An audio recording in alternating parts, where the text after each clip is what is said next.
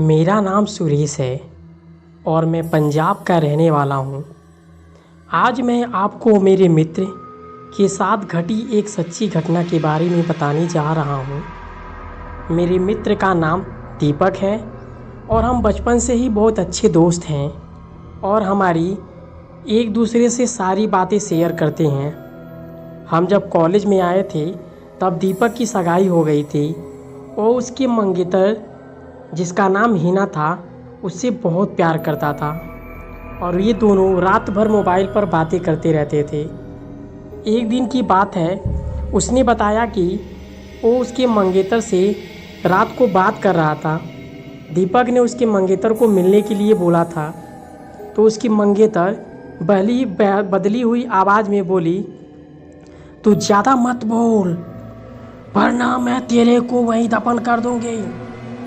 दीपक एक बार तो यह सुनकर चौंक गया और फिर सोचा वो शायद मजाक कर रही हो। फिर भी दीपक उसको मजाक में बोला, क्या कर लेगी तू मेरा, चल देखते हैं। वो फिर बोली, आज रात देख तेरे साथ क्या होता है। यह कहकर उसने मोबाइल रख दिया। अगली सुबह जब दीपक मुझसे मिलने आया तो वह अपनी कल रात घटी सारी बातें बताने लगा। उसने मुझे रात को फ़ोन वाली बात बताई और उस रात उसके साथ जो हुआ वो उसने मुझसे बताया। उसने बताया कि रात को 1 या 2 बजे के आसपास अचानक उसकी नींद खुली और उसके सामने एक काला लंबा दाढ़ी वाला बाल आदमी आके खड़ा हो गया। वो बोलने लगा, आ गया मैं, अब देख तेरे साथ क्या होता है। उसने दीपक का गला पकड़ लिया और उससे मेरी सांसें रुक गई। दीपक ने उसी वक्त सामने भगवान का नाम लेते हुए हनुमान चालीसा पढ़ना शुरू कर दिया और उसके सामने से वह भूत गायब हो गया। मुझे उसकी बात सुनकर बड़ा आश्चर्य हुआ कि ऐसे कैसे हो सकता है। उसके अगले दिन दीपक ने फिर अपनी मंगेतर से मोबाइल पर बात की और बोला, कल रात तुम मुझसे क्या अनाप शनाप बोल रही थी। उसके मंगेतर ने कहा, ऐसा कैसे हो सकता है, लेकिन कल मैंने तो कोई फ़ोन ही नहीं किया था। ये सुनकर दीपक के रोंगटे खड़े हो गए और उसने तुरंत फ़ोन काट दिया। उसी वक्त दीपक ने मुझे फ़ोन किया और उसकी मंगेतर की तबीयत खराब हो गई। कल उसके घर पर चलना है। अगले दिन हम दोनों तैयार होकर दीपक की मंगेतर के घर चले गए।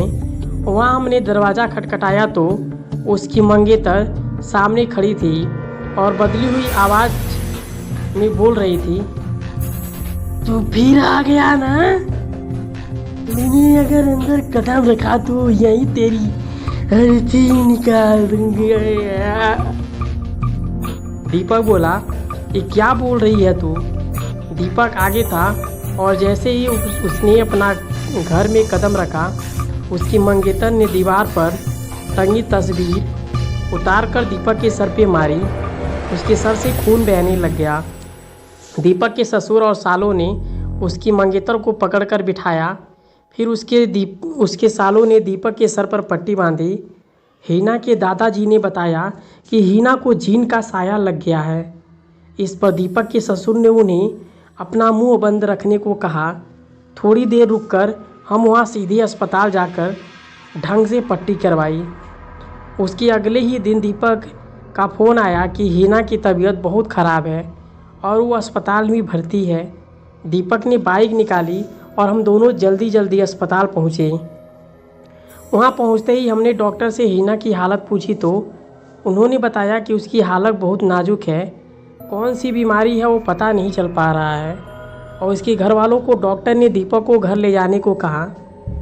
सभी हैरान थे कि ऐसी क्या बीमारी है जिसका इलाज डॉक्टर के पास भी नहीं है। फिर उसके घर वालों ने हीना को घर ले आए। हीना ने दीपक को बुलाया और कहा, अब ज़्यादा दिन जिंदा नहीं रह पाऊंगी, तुम किसी और अच्छी लड़की से शादी कर लेना। ये सुनकर दीपक की आंखों में आंसू आ गए और बोलने लगा कि मैं तुम्हें मरने नहीं दूंगा।